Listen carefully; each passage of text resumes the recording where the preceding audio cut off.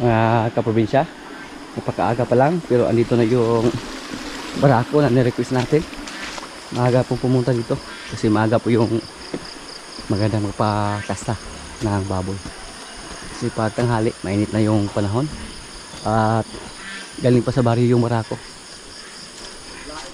Madilim pa.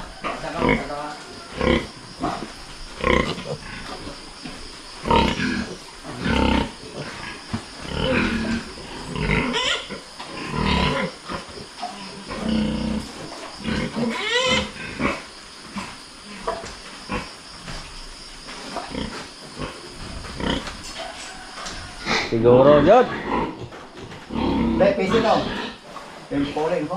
Ya, mura to. Mahal sa ta? Bot ay. Sipit kay. Ato post district. Big part. Kaligo na dito ka babuyan ni Moro kaya dahil masapa. Una man ato. Gaoy siya o gaoy? Kaoy. Di. Na. Di abo ko niya to. Sige.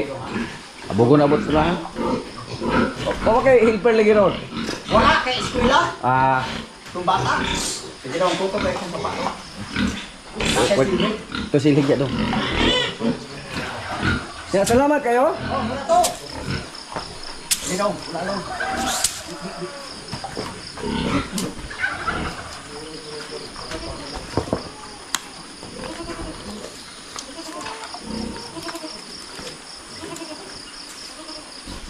Di na ba ka maglisod abot sinyo ha?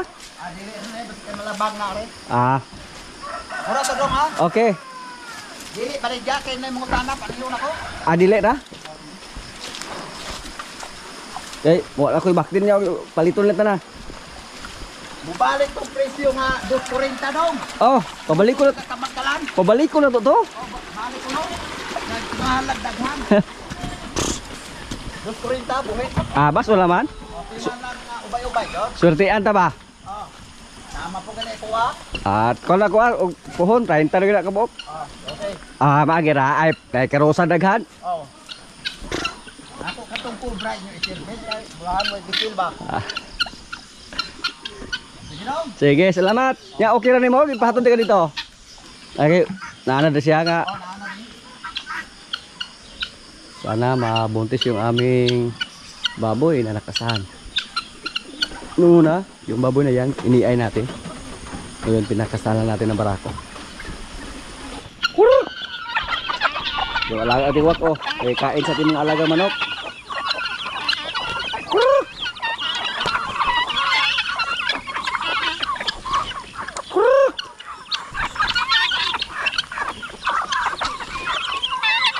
Dapat hindi kayo mag-away-away ha, wak.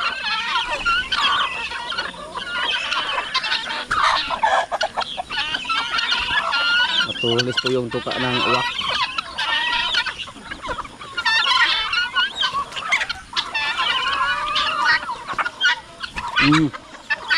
Dilab ka sa bigala. Waki.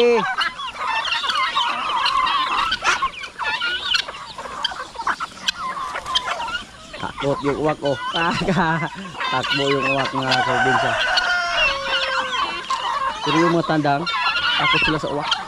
Ayun oh, hindi lumapit.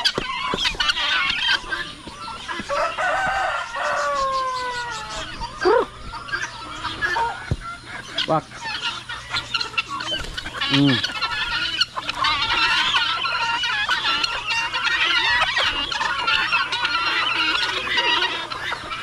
Bihira lang tayo makakita ng ganyan mga kaprobinsya. Yung uwak at saka manok magsama-sama sa pagkain. Kasi mortal po sila nakalaban. Oh?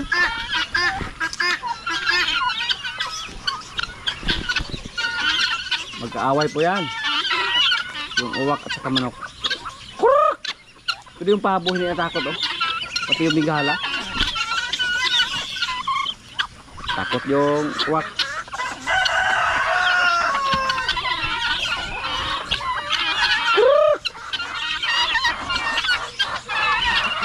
Wake.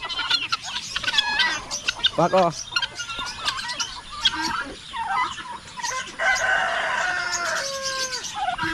Takot siya sa pabo. Matapang yung pabo at saka bingala. Kahit masaktan, makipag-away pa rin. Hindi katulad ng manok. Pag masaktan yung manok, tumakbo na.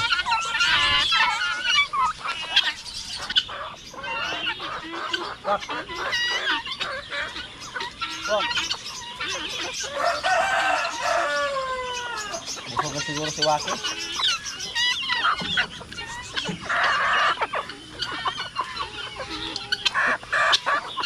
Ano? Yung manok, tumakbo. Basta manok yung kalaban sa ating uwak. Pero yung pabo at saka bingala, akot din siya. Pero pag manok lang, kayang-kaya niyang itaboy.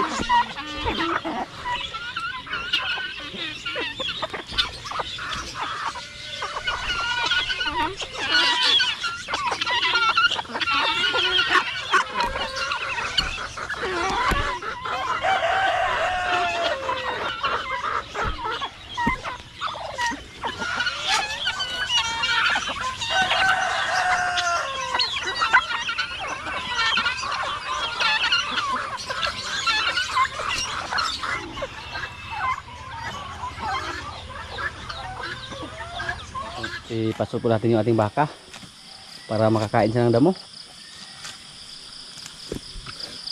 Isoy!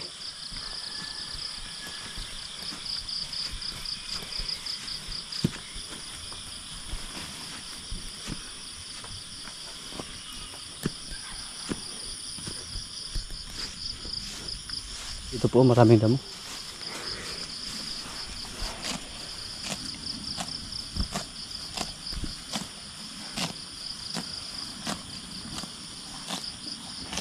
Sanay po sanay pasol mga kaprobinsya.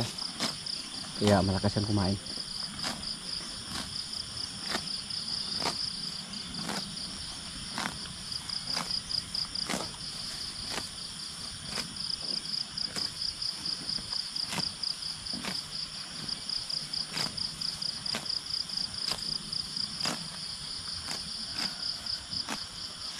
Buntis na yung baka natin.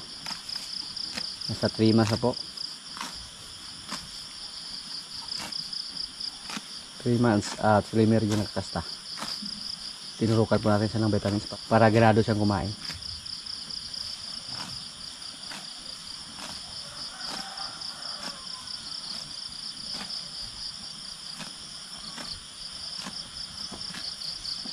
Maganda tingnan yung baka na malakas kumain. Medyo payat lang yung alaga natin kasi sa mga nakaraan po kulang tayo sa pagkain ng kumpay. Pero ngayon na marami na tayong kumpay dyan, tapos marami na lang mo sa paligid namin dito, tatabain na natin siya. Hindi siya nakarecover agad nung winalay natin sa kanya yung kanyang anak.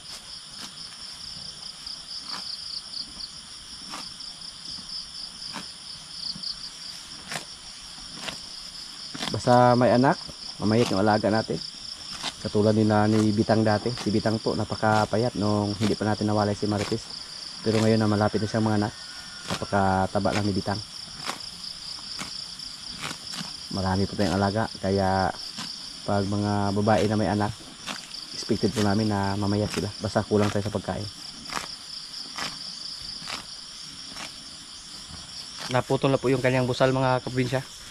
Kailangan na pong palitan to. May mga extra tayo na busal dyan. Kailangan po siya lagyan ng busal, basta ipasto lang natin. Pero pag andyan lang, bigyan lang ng kumpay, hindi na kailangan ng busal. Yung busal, para hindi siya madaling maglambod ba, matigas siya hilain para malakas siya pag masangit yung kanyang tali.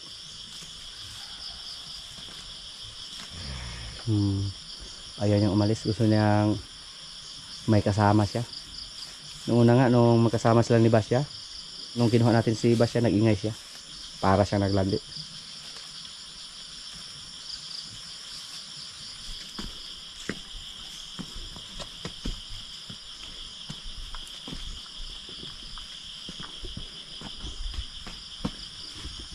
Yung baka na to, medyo mahal yung pagkabili natin sa kanya. 36,000 kasi napakataba po yan nung nabili natin. Kasi nakastahan po siya. Pero 2 beses na nanganak doon sa atin, goods na. Hindi na tayo logi.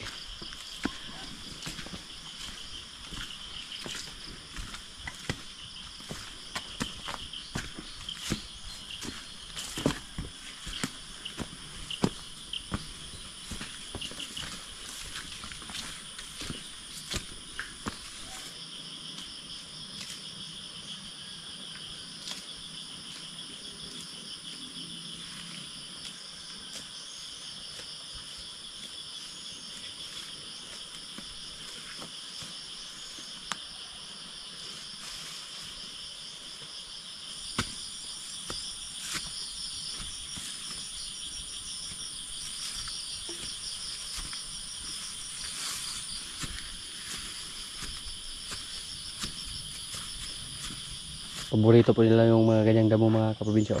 Carabao grass. Ganadong-ganado siyang kumain. Dito lang muna natin sa ilagay. Pag magpakain po ako ng kalabaw or baka, maaliw po ako habang nakatingin sa kanila na kumakain ng damo.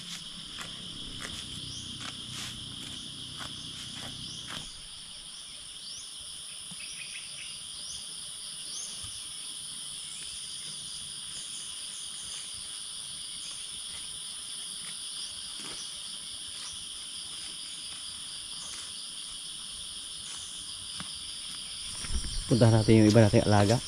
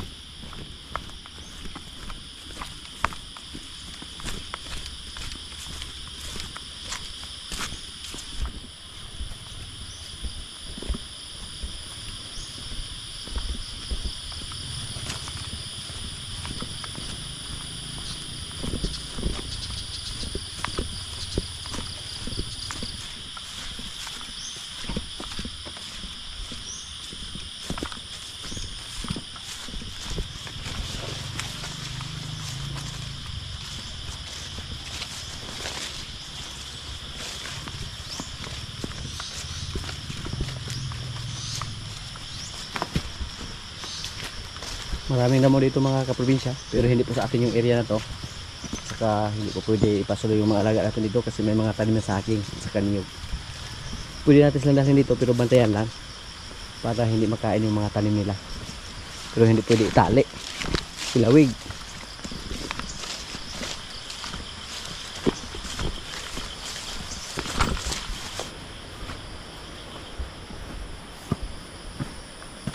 Si paluma, oh. Hindi kumain.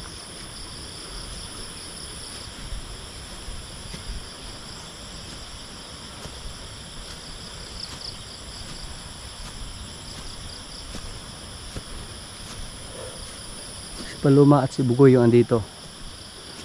Si bugoy, oh, busog ayo. Wow. Ang busog ni bugoy. Binigyan pala siya ng napier dito. Tapos kumain pa siya ng damo. Kaya ang resulta, busog. Hindi nga namin siya pinakain ng Cupramil.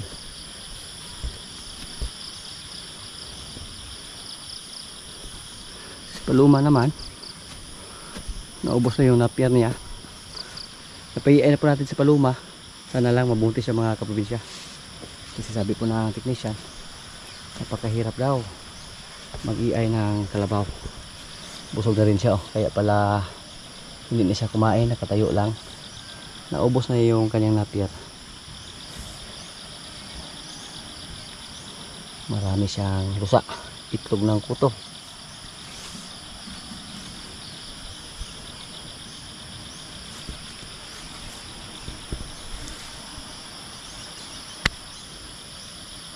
Palagi po namin siya minonitor para malalaman namin kung maglandi ba siya ulit. Bantayan namin siya sa loob ng 18 to 21 days. Kung sakaling maglandi siya sa loob ng 21 days mula sa pag-iay, kasahan natin siya. Nung naglandi siya mga kaprobinsya, hindi lang sana natin ipa-iay, pinakasahan lang sana namin ipalo. Pero ang nangyari po, ayaw niyang papakasta. Ang bait niya mga kaprobinsya, oh.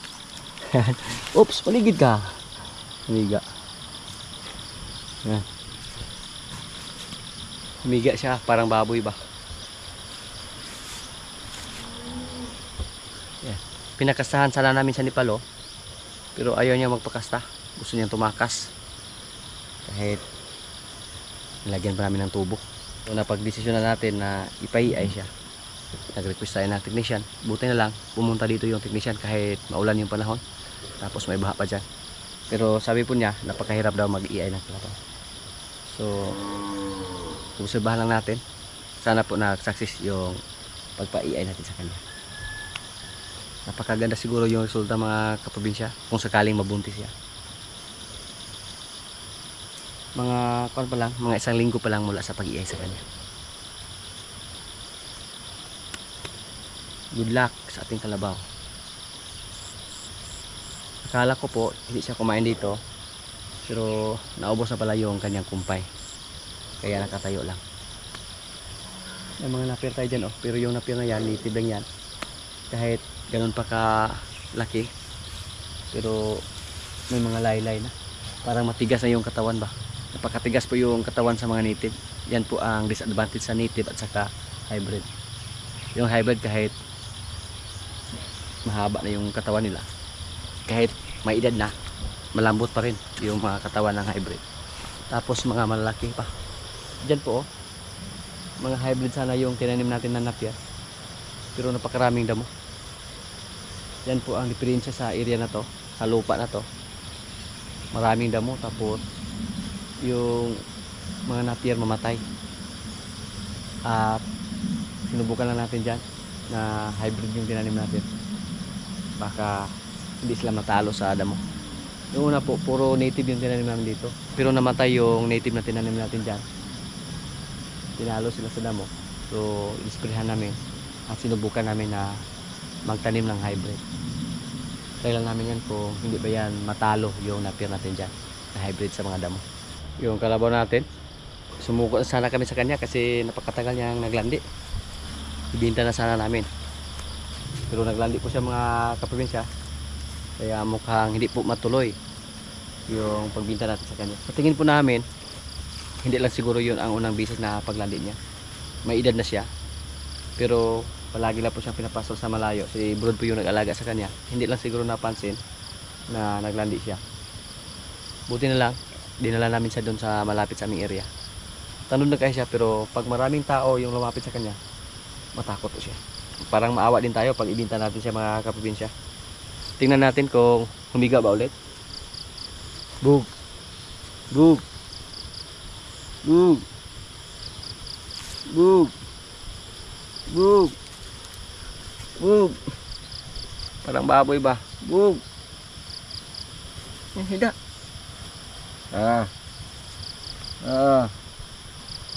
Parang gusto niya humiga, leh.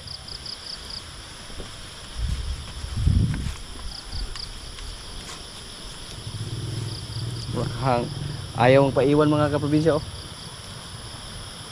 Bye bye. Humiga, Tingnan nyo po, may kuan, kinagat yung kalabaw natin. Okay, grabe, humiga siya. Sa lahat ng kalabaw namin dito mga kaprobinsya, 8 po yung kalabaw natin, pero siya lang yung ganito na parang baboy. Luoy kayo. Sana mabuntis siya para hindi tayo mag-isip ng masama sa kanya. Kanina nung andun tayo, tapos hindi masimas natin siya, humiga din. At saka nung umalis tayo, sumunod siya sa atin. Hindi masimas natin ulit, humiga naman siya. Kahit matarik, Tama na. Sama mo si Biboy dito. Tumayo na siya mga kaprobinsya nang umalis tayo.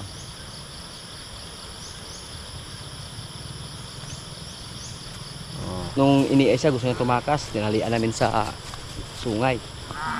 Nag-ingay na siya, kasi umalis na tayo. Ayaw niya magpaiwan. Pag ganyang alaga mga kaprobinsya, tapos ibinta natin, tapos pag paalis na tayo, tapos umiyak siya, mukhang tumulo yung luha natin. Pag ganyan yung ugali ng kalabaw natin, maawa tayo ba?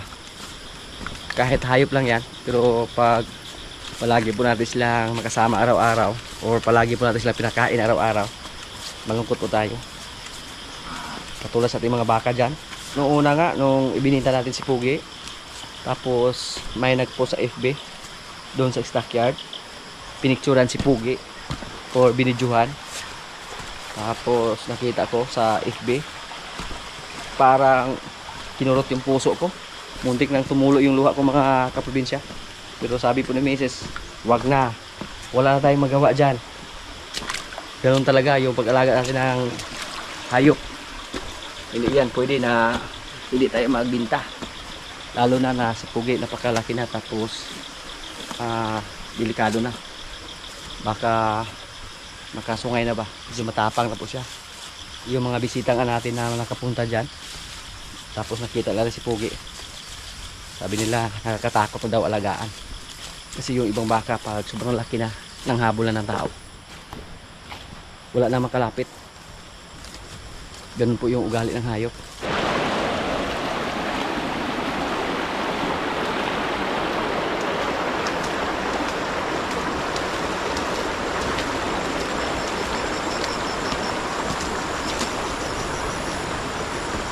Yung isa nating baka, si Bitang, andito po.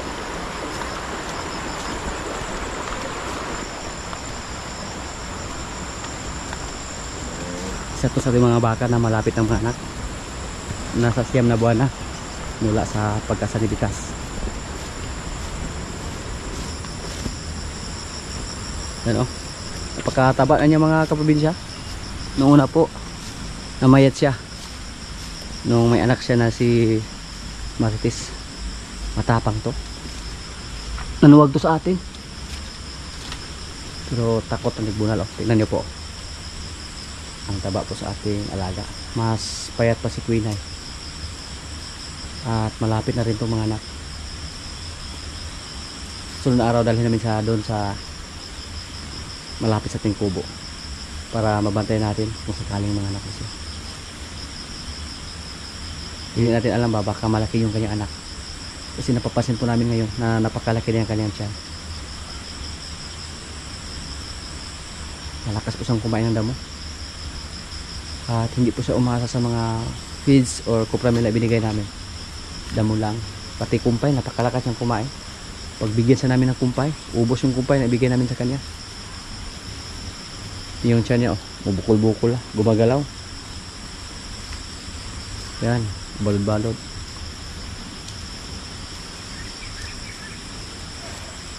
Siguro malaki yung anak niya, kasi ngayon pa lang napakalaki na ng kanyang tiyan.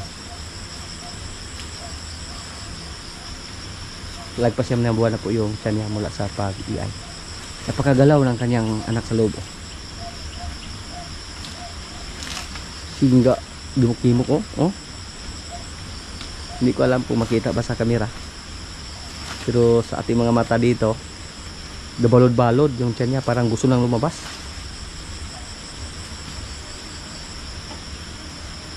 Excited po tayo na mga anak yung mga baka natin. Iba lang yung katawan sa ating baka dito, mga kaprobinsya. Nanitid. Yan yung pinakanitid sa ating mga baka dito. Maliit. Pero sayang po pag ispatsa natin siya. Marami na po siyang baka na naibigay dito sa atin. Hindi pa gumalaw yung tiyan niya, kasi nasa 7 buwan pa lang. Mukhang malaki din yung baka niya. Gumalaw na. Yan o. Pure Brahman po yung similya na ginamit namin. Ano kaya yung magiging resulta? Hindi kaya sa mahirapan kung sakaling mga anak na siya. Pero inahay na po siya. Yan. Atasayin ng konti. Pang-apat na niya niyang panganak dito sa ating area. At siya po, kahit maliit, sabihin natin na native, kung tutuusin, malaki na yung kikitain natin sa kanya. Kasi yung una niyang anak, si Pacbones, naibinta natin sa halaga na 60,000. Tapos andyan si Marimar, buntis na. Si Rigor din, magandang klase din. At saka yung bili natin sa kanya ay 18,000 lang. So napakalit lang yung kapital, kahit native siya.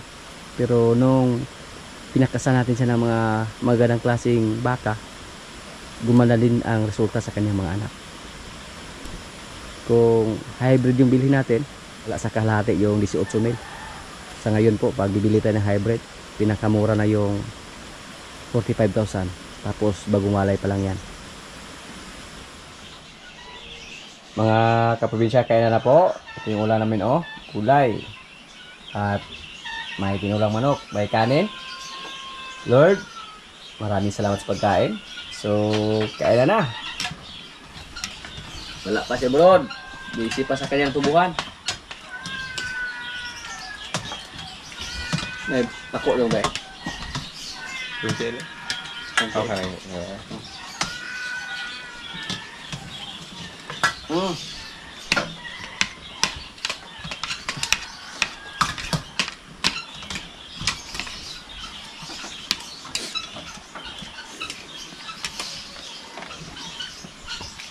Asa ko ba? Kaya, sigod. Sinod ko na yung kaon niya. At ang nilawas ba?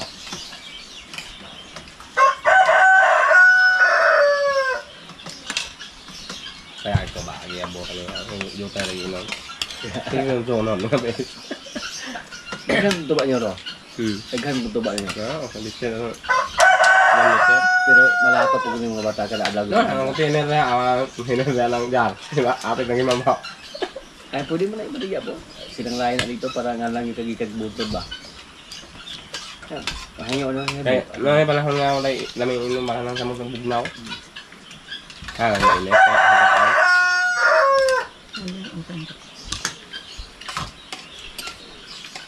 Ito na yung sudan naroon kaya kasi magpaluto ng butaro.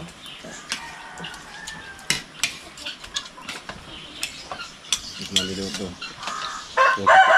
Linya. Linya ba eh? Ugma. Ay, natin mga sudan-sudan na po. Diba po?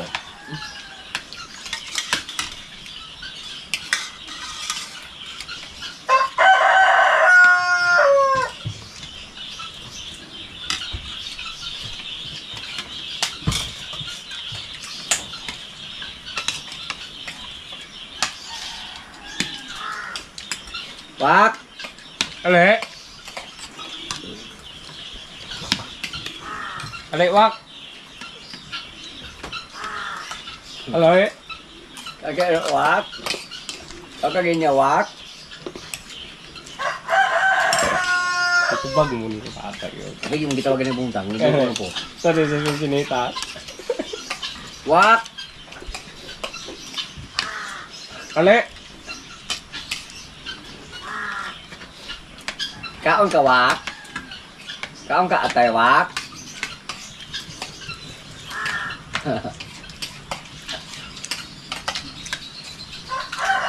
Pero di na niyawa yung mga manok sa. Wala rin ang tahay pa niya. Layo na kay Bukaki. Ang manok. Pero ginya, lupig niya. Pinulong man siya sa ginya. Ako abisag sakit ang ginya kaya masukol naman siya sa di ba malok sakit ba? Hindi ko. Sa pabo ba eh? Ang Ale, pabo. wak!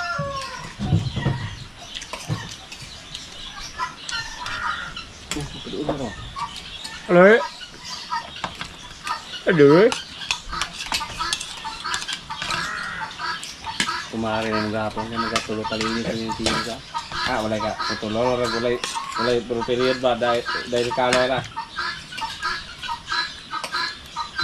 Panagilo na gisa nga ang ginya pareha lagi manok. Yun ang pato. Unsa man ay ginya? Tandoon yung kapoy na kay-split. Asa mo kaya kag-explain na to? Kaya nandun sa asa.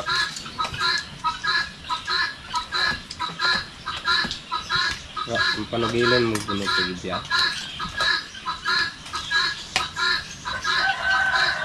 Pag sibong-sibong kaya ka. Ano do? Sinubong si Bong. Nahala nyo nung mga kanda sa akin. Ano mga ruwi po lahat. Tingnan na nga, naingon naman nagkamot.